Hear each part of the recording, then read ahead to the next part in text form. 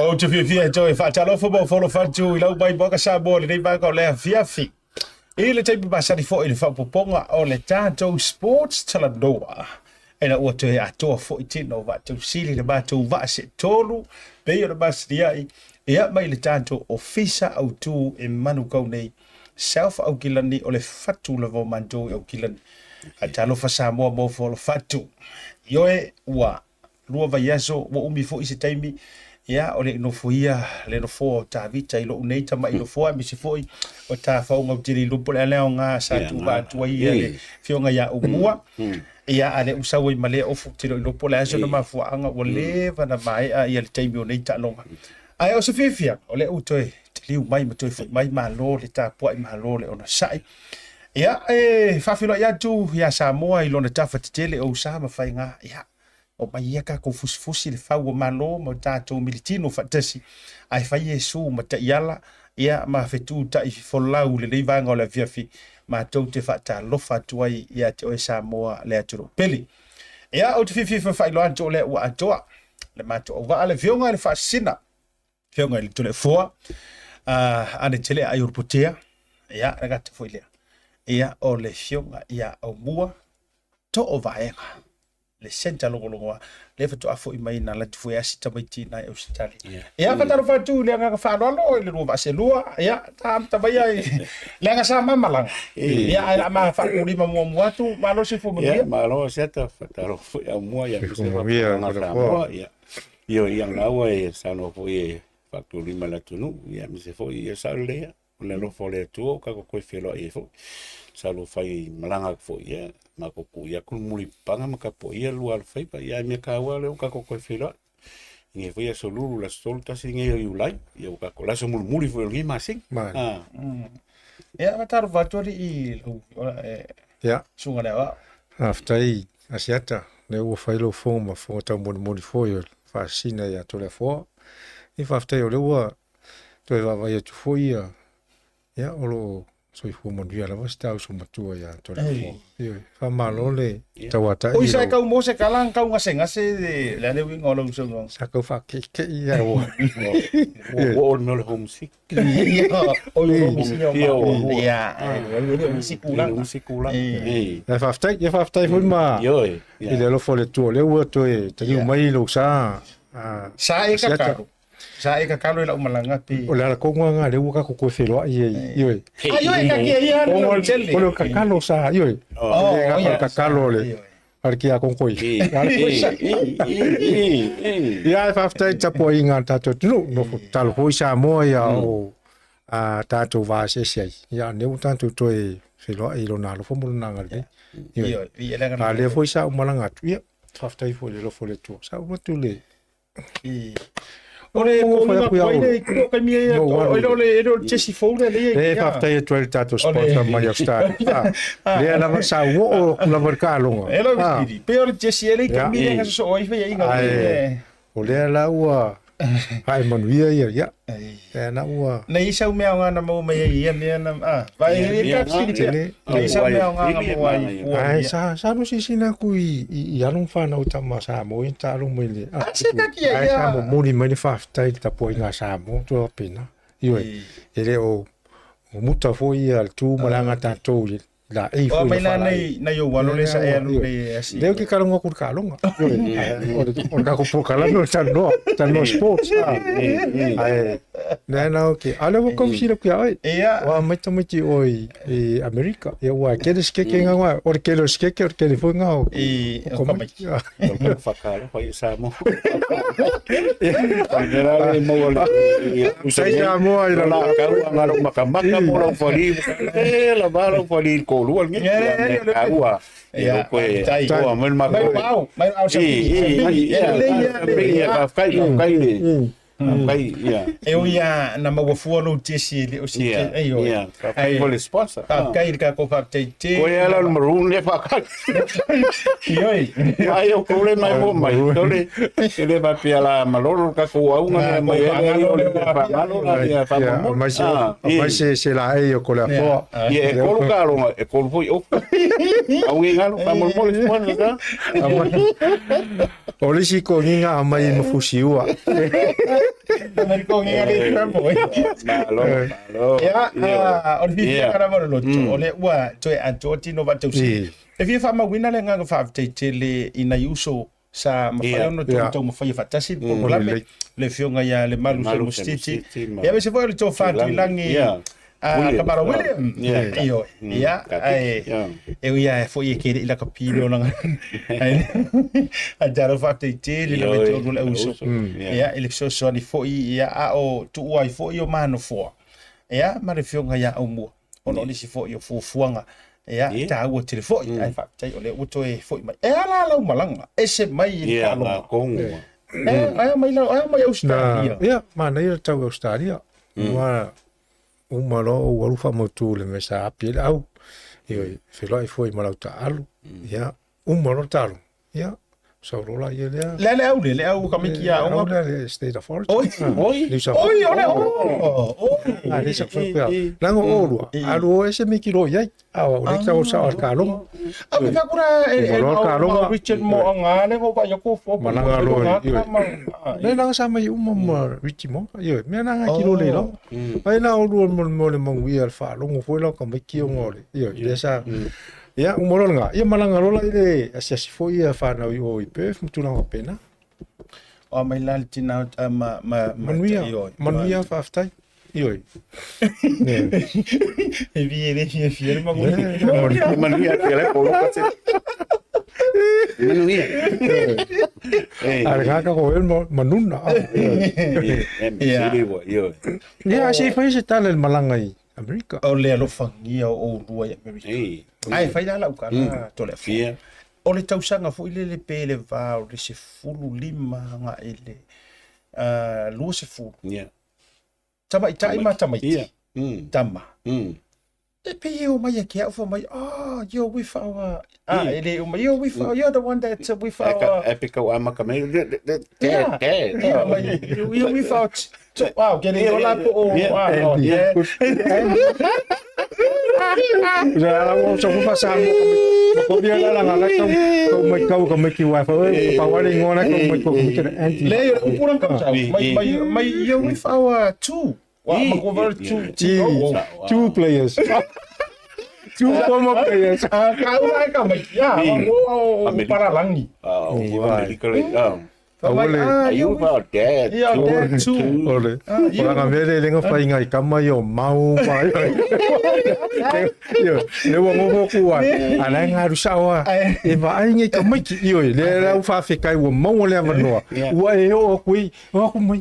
Oh, Daddy, you are getting old. Asiata. Se fai so nga lo filo ngam seiul. Ia. Ma whatever no ma te filo ye ma sunga lo mori mero fanga o sunga seiul le mali to tisi sa por.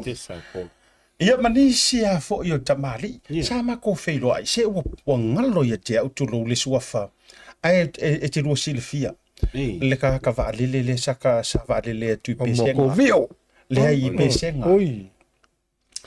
Ortino la como Michael. Yeah. Kamaro Michael. Yo. Lai mo moli mai yo. Mai mo.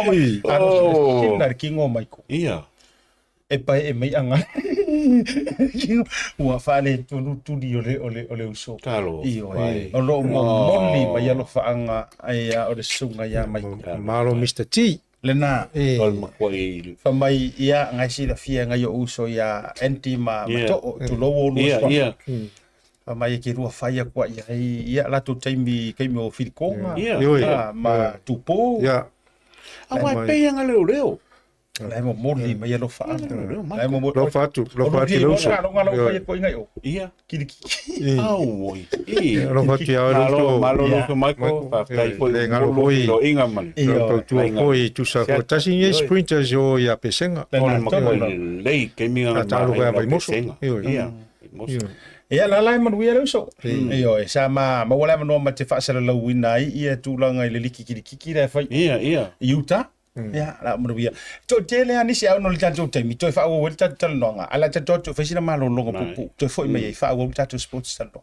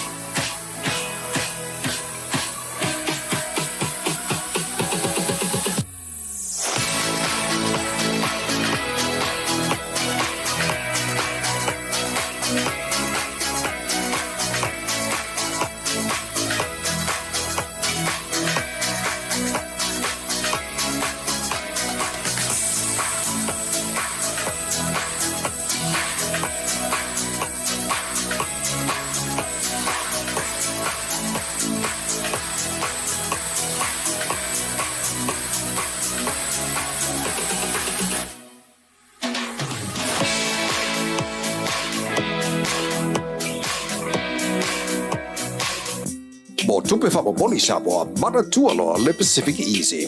Olo fa wa pere tatu fa toa na le lima tala to tongi mo tupe fa moli be ai fa nga le Pacific Easy mobile app. Olo ba no for the direct transfer to posi sa wa lo tupe le tatu account ma fa tino la foi no tupe fa moli lungol telefoni ai nga fa bitoa. Io e fa sauni lo te mi mau tupe o tonga tale pensini ai fa nga le tatu Pacific Easy app for the direct transfer mo tupe fa moli. Olo ba no for your tatu ofisa your tara o tahu huba mangele o tatu la silia ma le fitu se furu fa sopori ai New Zealand. Mo disa fam talanga bala aule o Barcelau o tasiono no po numero masani au kilani o le lua fitu ono fitu iwa fitu fa po le lua fitu ono fitu iwa bar fa Pacific Easy ola ba anga mo tupe fa mo boli Samoa.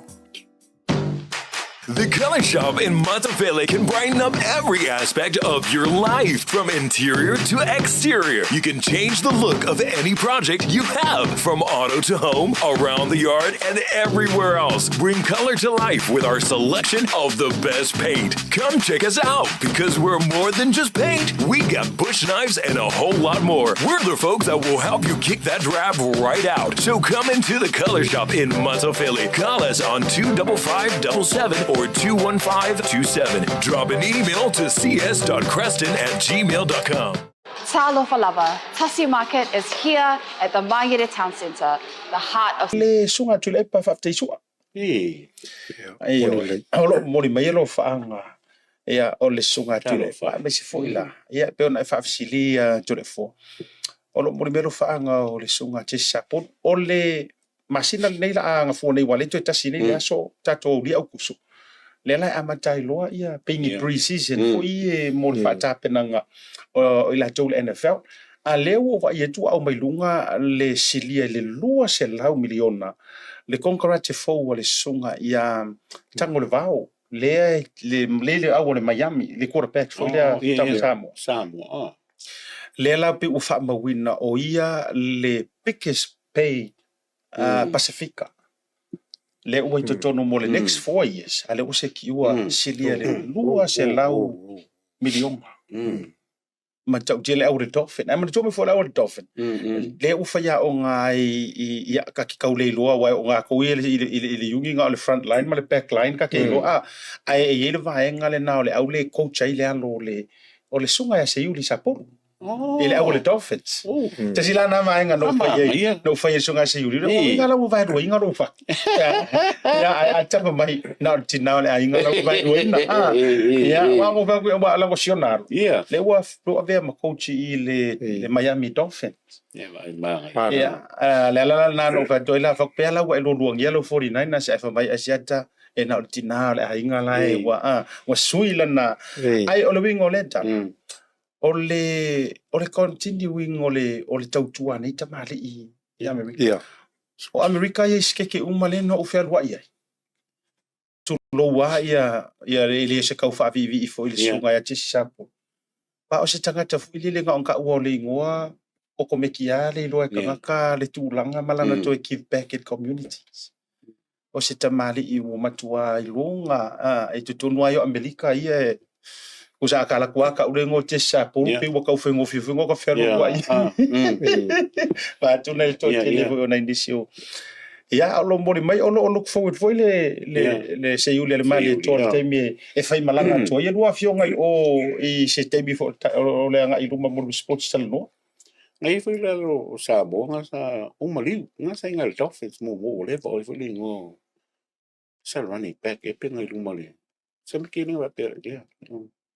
E te rusi fia to le forma o le mali e ola watu ye o Amerika e te lona lua au ai te lo po le time o talo a le la o kala ku ngai no se kanga ka fau as an observer fo ile la tu ele ngi kau ele ngi fai nga peki nga ma ele ngi fai nga supporting ngi au e kau ki fai ngi sole e o ai le we ingo lo ofu e se fatura la tal o se ra pingo wela body io mana joy o no tian watu o Seattle o le number 1 rival Seattle o le 49ers o ko 49ers ka mo o le o ko o Seattle mo tu ia au le o le la o au ka ula o ke ni pusa fa mo morning ala fo kui Ia, ila ma le ofu o le sunga se iuti.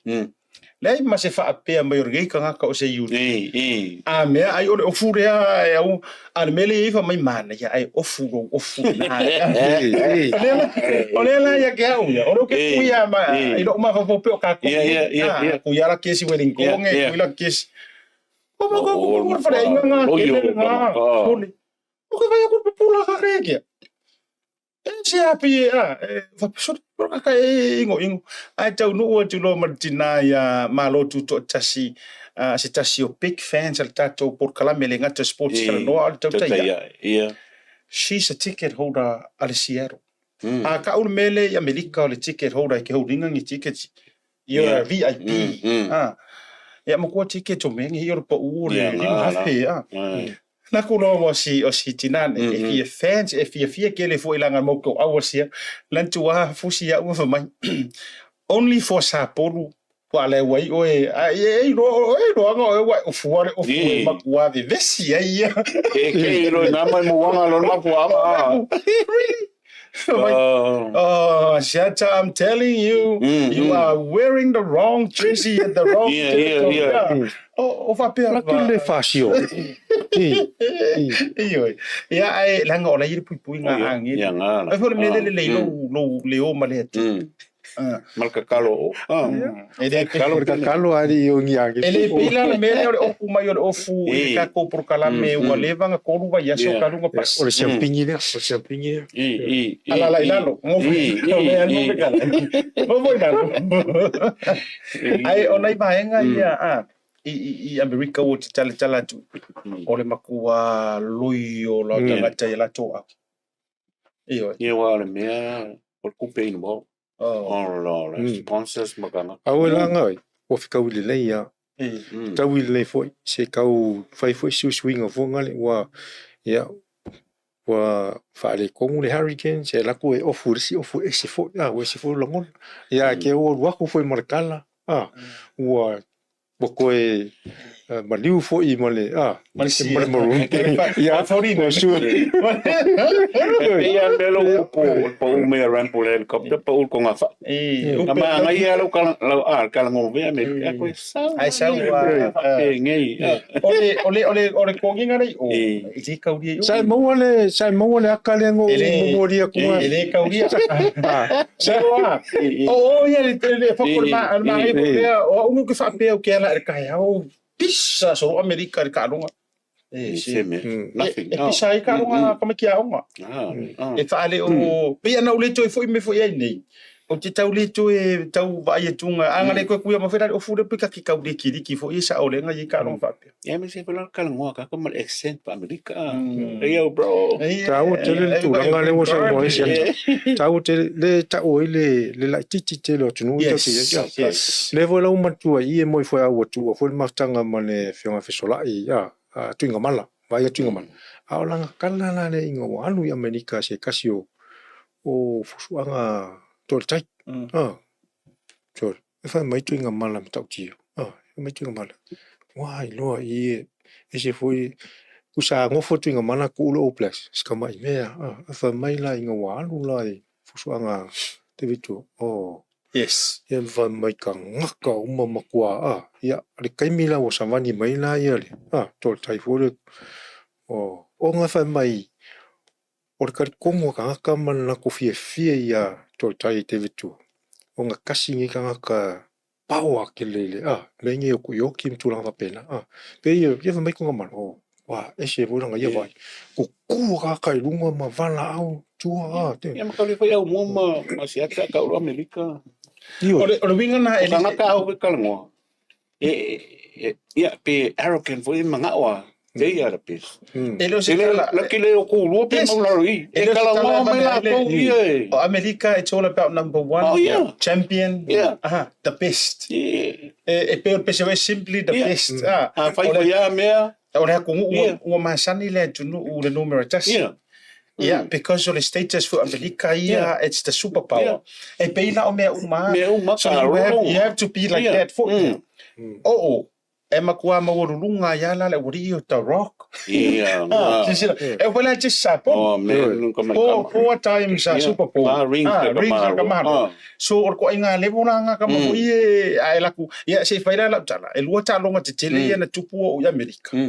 Ele ala ingo fa kwezi o se kala e vange ai and we for o ke fia fo inga I ka ko liki ma. Ka longa no peleki nga fai. E ko kia o ka le iroa ka alo anga le posting e te sapo runga le fo inga le preparation. Esa wana fa kala ngo mai ele sky on the street. Do you know All Blacks? We don't know. Even in general so. Ele breaking news ele ia ma se whakanga titiro ma social media. Ia o ka ko we are social media people ka ke ele misi ngai afu ai nga ka vai o ki vi ko ngo fale ma me ka ke fiwa channel. Ele misi me. Ele o sa wo se me pa pena e o foi lá le stage of origin. Ele o ola so le o le sila vai nga tatia hier Super Bowl. O le kamerusanga o college. University. Ne universities. Lela ia le BYU, Utah, mai sia. Draft ko ka mai lunga. To be honest. E kele aku le kamanga ilo ka ko super la kapi ma nothing. Le wingala na sa o le le tala. O lokalu I Amerika ka kelo ai. E kele ale la langi nga fayele tu.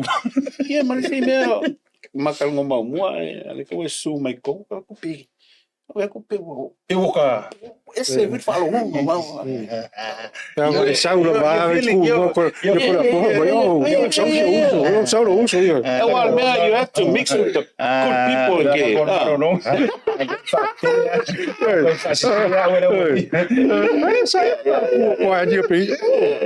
Yes, man. Yeah, what's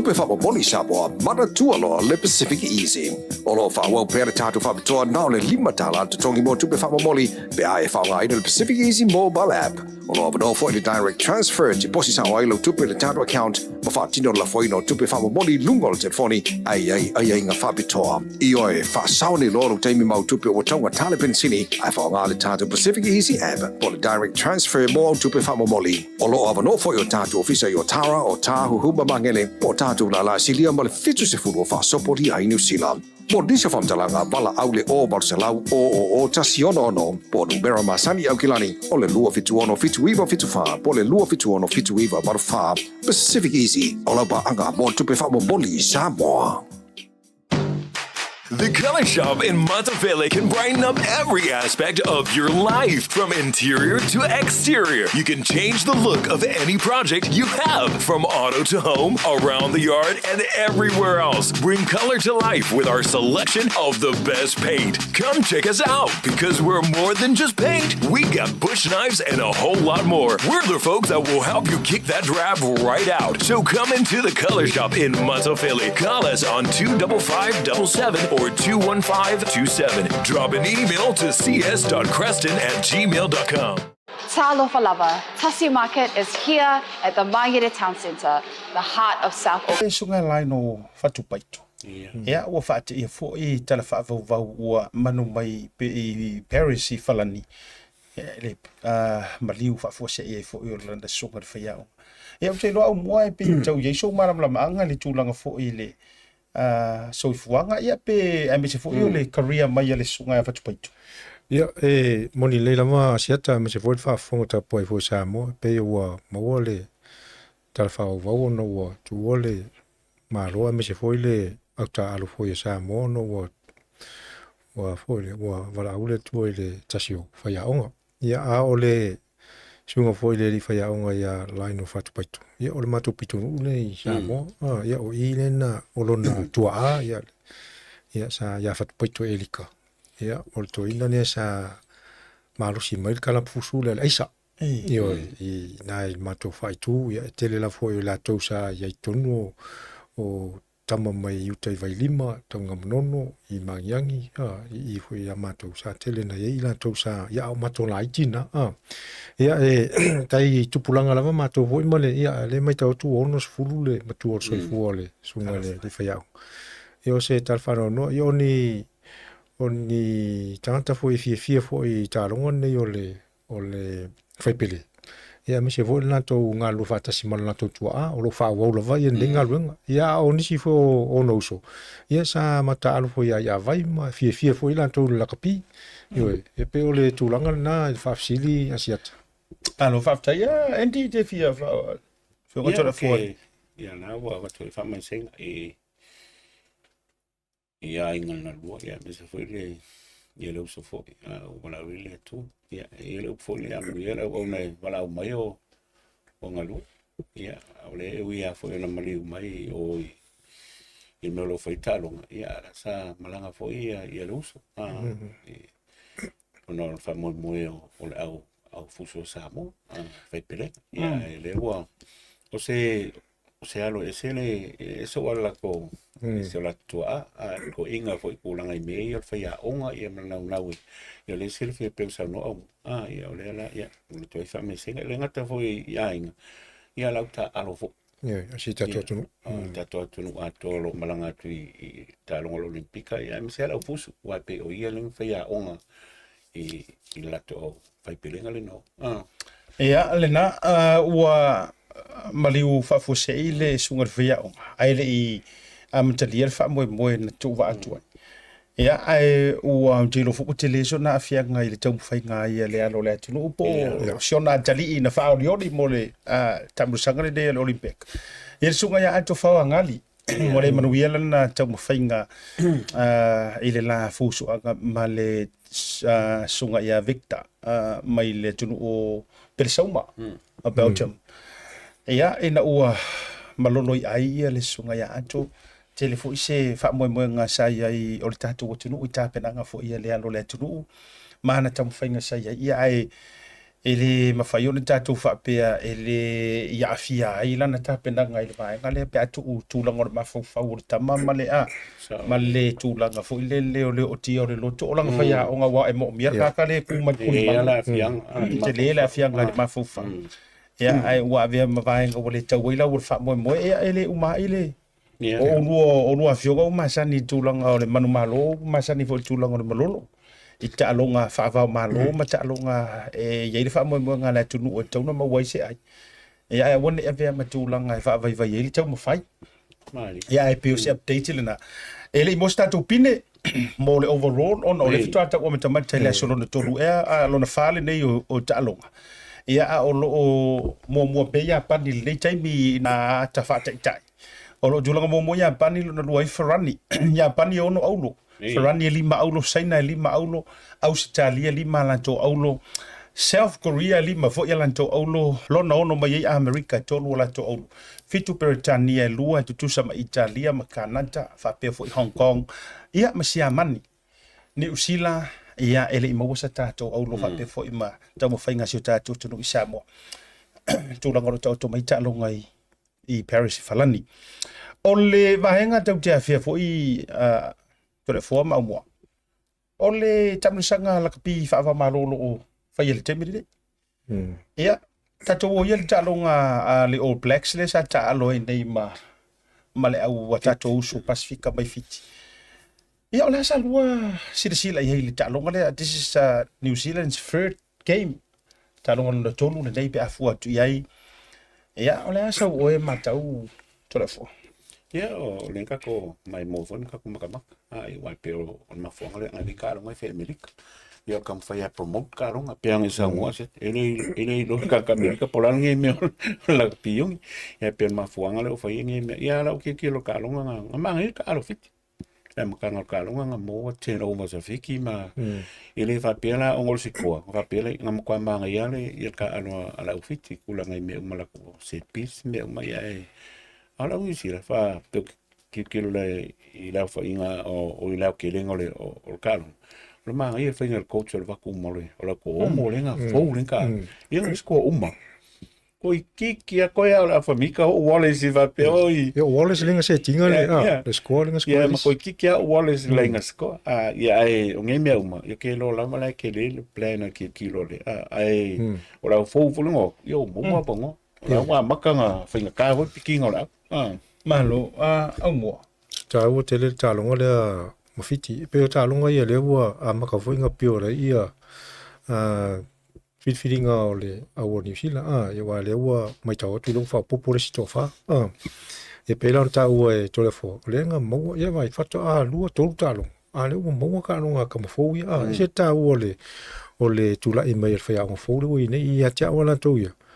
Mai le o langa ia foi la me le sa fai te minga ofia tu tonu le kusaida sa fitu tau sanga onga le o le tele le fainga tamale ia o umaka maka alo ia e wako e kofu lava maka alonga o lai kai milanga foi wala vei e koe akula kamangi o lai pēna tūlanga le uva ia kule i lo pleksa le ua e whakaalo uma mo e le peo isi tau sanga mo isi whai aonga talua e le wapeo e tūla whape taulanga ai e aru se taimi o tau su o se avanua o se tamafou e tainga ang kawhio fia kumu ai taimi lani e se foi le peo ringa le whai aonga fou le o le whai ngara au New Zealand fua atu le saua New Zealand le o saua i mai ta longa maano losi ma engelangi sao mai ai ia o fiki le se au o fiki nga kora fai le World Cup so we don't put fiki o se au vai o la manos pega fua tu la ila pe foi le sa wai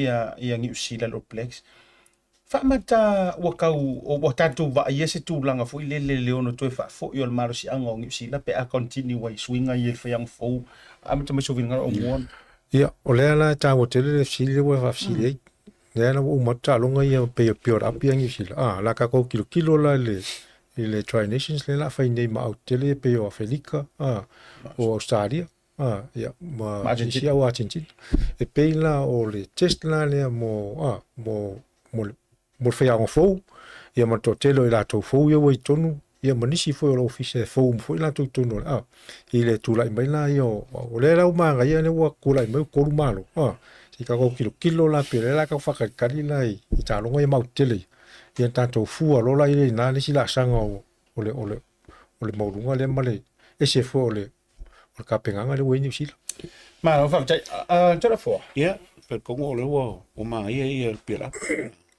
malo e moia kasi lai malo i fo i ska longa me mala ia ale slowly pira ke lo race gaming apple coach le vai ole e fai sima mafa ko opposition si ama Afrika ia even Australia ia e vai ngo e kulanga ia ka concern ele coach o loka wa ngai ka ko loka vo o white lock ia va vo ia Retallic la ko kin ke ngai finga matching ia le ia kin o Afrika ma ia me le wi ia ngai ka ko Oscar Mario Barrett ia malva ai e mo ia ngai ka makinga ia vol ka miki Barry le blues le wa ku ko ia fo ka ve kwa ele i yo kulanga le containing le o pu e ma me ko le ke me finga vol ai o combination se foi que le race que pe o Leonard Brown ma que me que proctor len ka ko va ki le la vola o kilo ia me se la rico ma que lo ka la va pe ya rico ia o ka ke ku la lo mo ia alenga fi el le ia ka lo rico you know wa o ke le ka la va pe o wa ma ai nga foi ia fi nga o me kan ko fo e mo wa ko kam fai o rico ko improve lan ka lo i me ka nga fai ma lo fa chai le wo chai tolu nei o le auto kilkilo ka ki Afrika wala o le Afrika anything happens le au le unpredictable yes o le au Australia lo tiltiloi fo fa ya o nga malo peleki fo fa ya o nga o mangi usila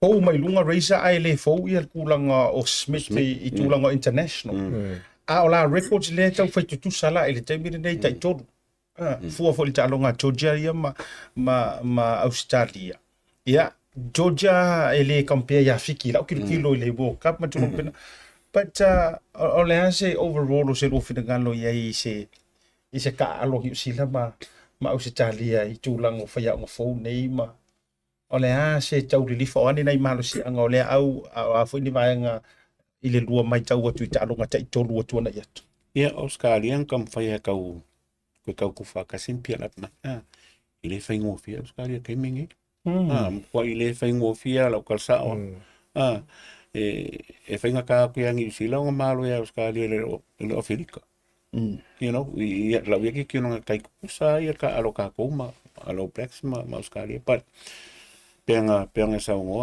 siata ola foi coaches ni fo you know in vai ngo au ngi sila mas kal pat ai que se la o i foi la mesa el va ai kamangi foi ngo la coaching plan pulang me malo o ta wo tu langa le wo chau no ye sia tai fa ya ngone lu o New Zealand o le piola foi Australia ma ngai le ho ma lo la tu tu langa lo te va la ko kan fa fa ya ngone fo Australia Smith e au mai kama le o ai fo scan le luka fo le inga ia kau parque foi kingo ma lo si ngale wala ka lunga ia ko scouting le la wo vai ko ngale wo kau wa kala ngo ia le fa ya ngale kan fa ya mai lo pe von kau kilo ngisi props ko ngale kau mai kau e unga ko kau o le sti ulanga le kau popole foi Australia o le face 5 e mo ia le la ko face 5 kemi ora la i longa fo nga seki mai ia la ko face 5 ko lo ka longa i umat ale ka alo Australia ko vai ho ese full swing ala wa le wo fa Australia kai mingi o New Zealand o la fo ngale le wa wele fainta tu langa yo le pionta o to la fo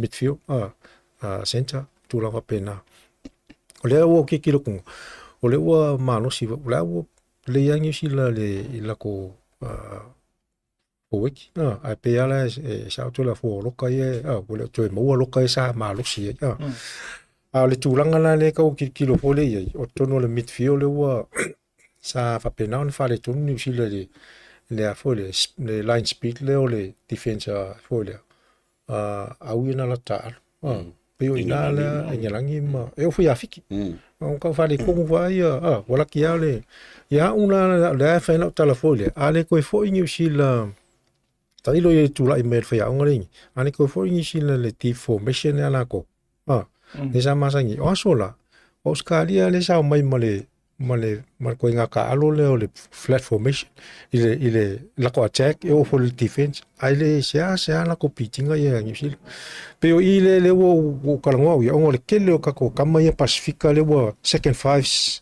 center wing ka yo kwa malo lo sia ka komiki ko sa au fengo fie na vananga po e onga le lava se space fo le ka mo e mai le vo si fie ko la fo hit me ko la fo le me sa fu peki hit mai le mo fainga kali pe al timing o fengo fie nga shut down onga le lava se space fo le e ka ole wala ko ale ko fo you si la ko old school a formation le mal mai vo la le si tu langa lo va ni me ko ngwane le wa nga fit le ma fe kawi le ka comic pacific le liki ko vai kai mingi aka ko vai le aula le taika so ma ka lunga taika male west taika male warriors le pole tenga ko lua pala ko o kam pacific uma o lo winga la kala ko ai sut le ma fe kawi le ka ko kama o nga kele le space ko e finga ka yoi fa yo sa kam pacific ko en malo rosi pe o fe pala nge po kai mingi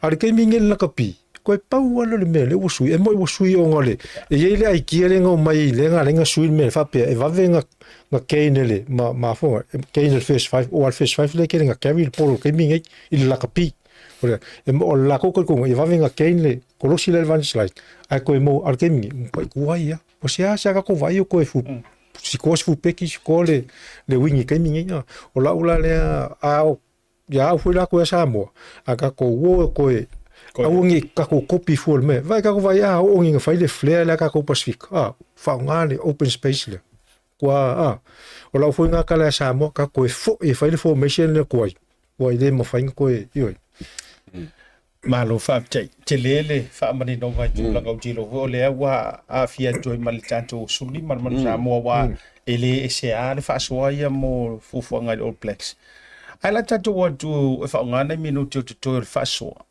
tum fanga tatu te to fitu e wi wole mruia si tatu pinele olimpika ai ole fa timer meta we ja for the first time what tatu qualify e se meta o se olimpika e fa le fionga le sunga fa ya onga ya mole ka tele fata prime lima ma se fo i ole pulenga ole cirku sa wa ya ai mai so no ngalo.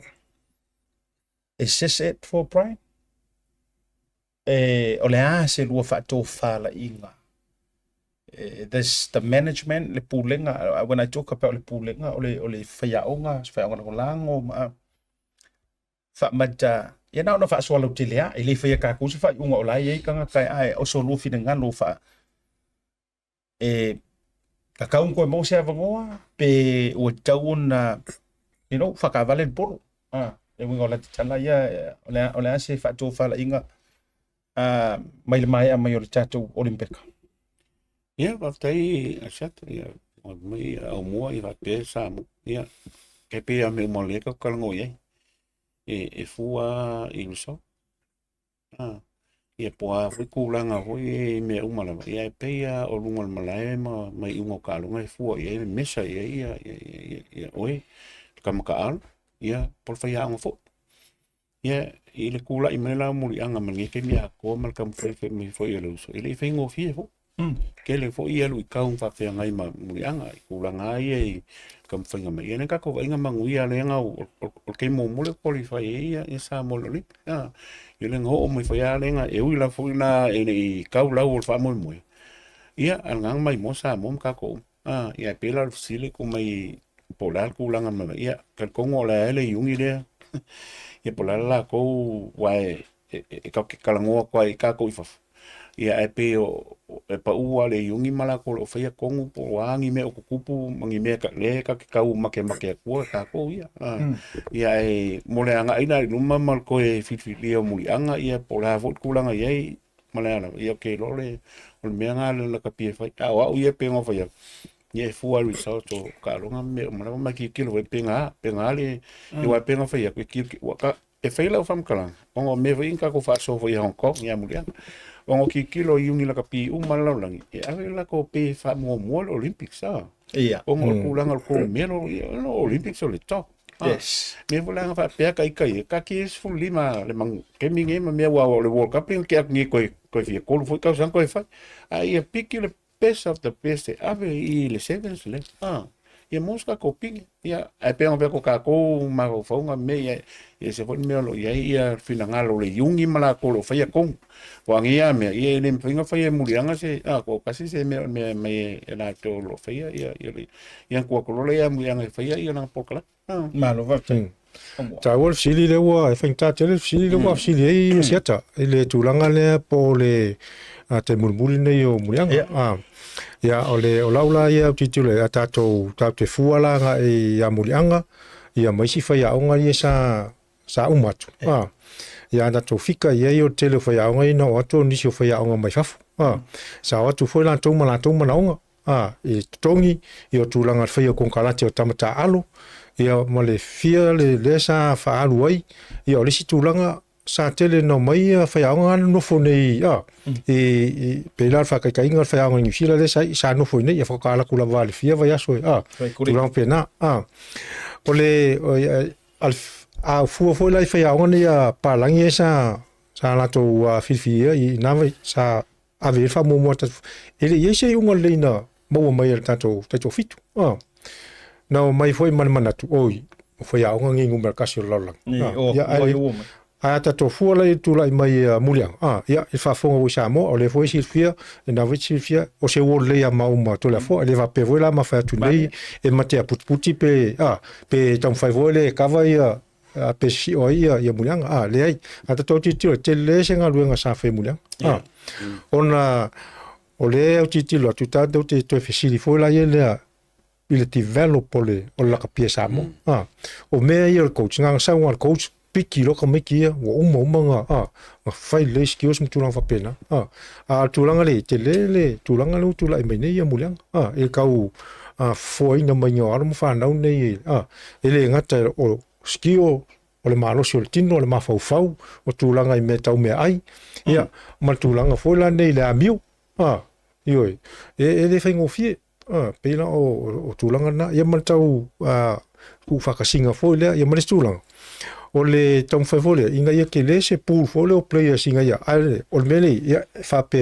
mai e fuor selling ia ka ofika kula le mele ngo koi palangi fia milionga inga fai ia al kulanga le ka penga ia mulianga la ko ele fa pe foi a minga fa ku se pena o le foi la sa matu tano ia le o laula le fa manino tu le ia mulianga al fai unga pe sa no ia to le fo fai unga la na fai le un ia pe o nai tulanga ia ma tato fu tu ia il tula i mai ia o le foi sa Maulunga le masampini ia mam sa mole te mi tula i mai mulianga ia ma tu fa malo foi a mulianga ma na to foi malana ova ele fai ngofie e tau i lava tatou mafsoa inga o le olanga nei se lui foi lea ia ai o le fai unga lana ia e fai ele uni o le sila tulanga foi lea o le vai aso la le na sa u muli mawina foi ia to le fo tatou pokala ma felo inga foi marasunga ia yonga ia tolmana ve vio farnico ia lesa ta ua ila lio le valu se la wafe tupele ona sa ia foi la ia tanga to le World Rugby na o ngalue ia tono le uni la le force le ia le le Western Force o ia sa ia tono le development ma academies foi io ila sa ko le kangi oversee foi ma ia o ila sa mo le no lio tanga tane le World Rugby no mai io non officiali la ile ia o langa la fesili e ku la ia langa fesili ia sa mo fiki mo kong po le se so soange le World Rugby foi le mo le se wa o ga yo sam po la foi se fa inga vo se tu pero o mai io kala la a suinge le World Rugby alio e valu se la wa feta usa pauni ia fa fuange la o ia siata valu se la wa fe pauni ile tausanga kausanga uma lava family onga Ika, oi lima. Lima kalan pong. Lima milionga mo. Ole tulanga lana. Ole fasili lana fasili nei la ye tanto yun. Fair la me o. O ale fu akula ye tulanga ye develop. Wa le sila tulanga te mai fola. Tanto aule manuma. Le faya ngai le fionga ya mai lo le potula sa. Ia pe ala tu au no la vasta mo potu ia elise so san. Onga lau kilo ko mo mo ko. Ia ole awala fo la no pe fa mo ko mai mo. Mo potu. Onga ele o ia la vase. Le la pe sa itanga ta fo ye faya ngom tu no pena. Ole facilita. Ola se so san ye al dato uni of so san ya potu. O inisi of so san ya potu. Wan mele kimsal ola manga ole si kili mai nisi. Ya asu akula vongo. Ola le titilo le makalkalongo foi la matole afua asi ateli mataina tanto ola o lefsi le foi ol malo fo le tulango il la capia mo ala utala o fatti atole fo o che masano le kunga ngi ka ko la capia i lungo ko ona ele o mafai el tato la capiuni ona fo il fa fitauli le tula maitun wa afa pero un fain foi ele o ise so sani mo foi le vola vai tu apotu se me matango fieva ku kai se lau ai o malo ai au nei il tato under 20 man tato manuma tu no pel ma le au mo sim amigo que ya le vem fa so conversa que ngi vai pe no ese kan kai fa com ese kan kai fa nga ruenga i makan kai fa kingo nga ruenga e play pela menga lo ba ku la ia ka ke ku le un ka ku nga ku la ngome umanga ma ia ko ve fo ngi kai me ko mo le ko alfa fa ke le amuri ang fa ke le usa ku sai fa kam fa e me se fo ia lo fa na kam fa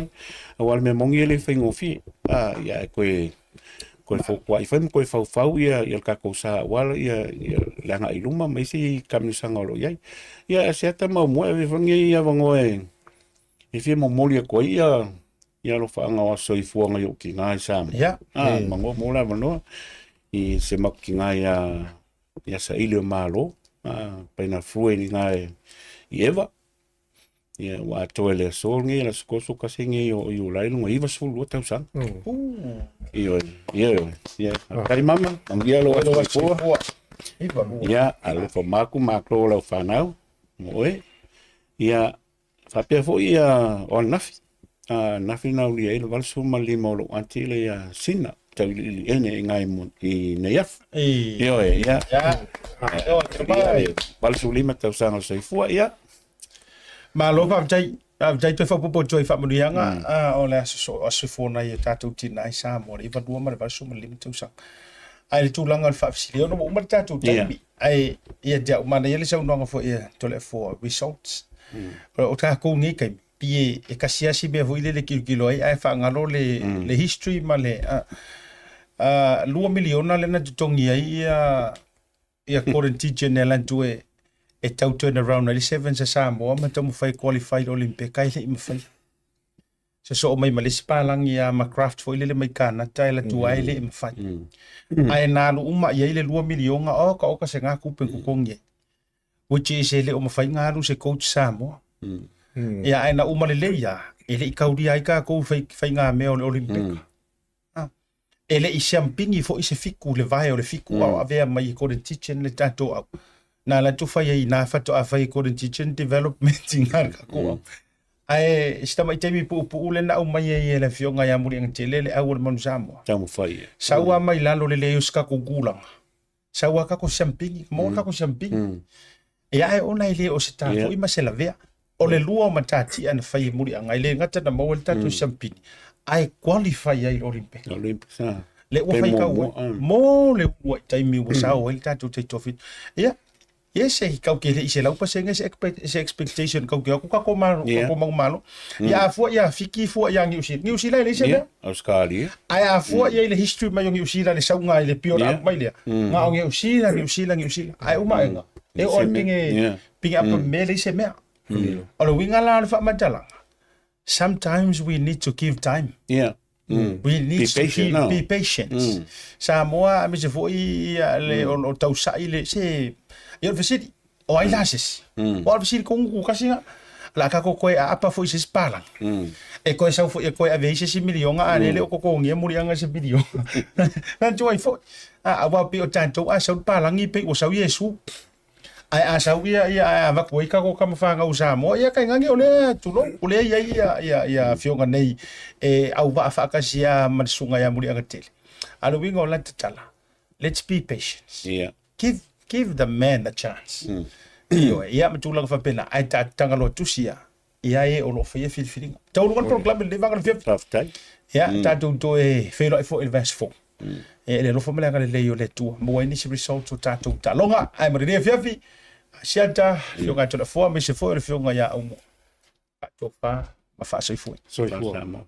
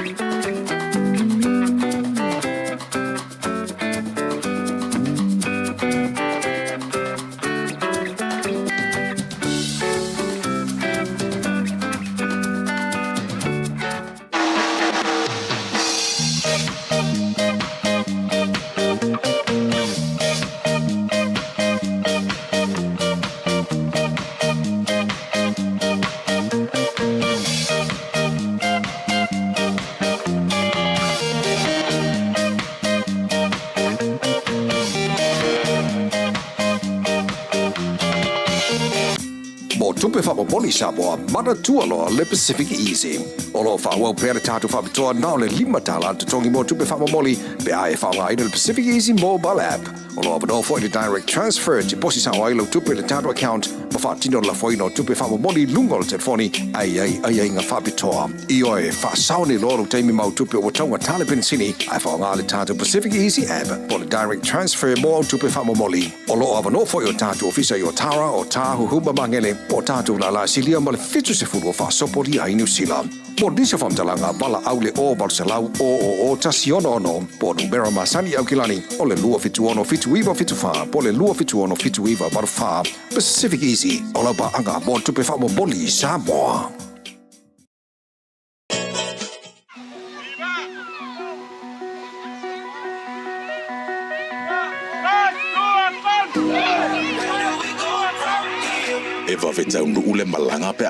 The pride in our culture that unites us. It is etched deep into our DNA. We stay connected to our roots and to each other, even when we are oceans apart. Where do we go from here? Only the future knows, but we'll be there. Journey together with Digicel. Talofa lava, Tasi Market is here at the Mangere Town Centre, the heart of South.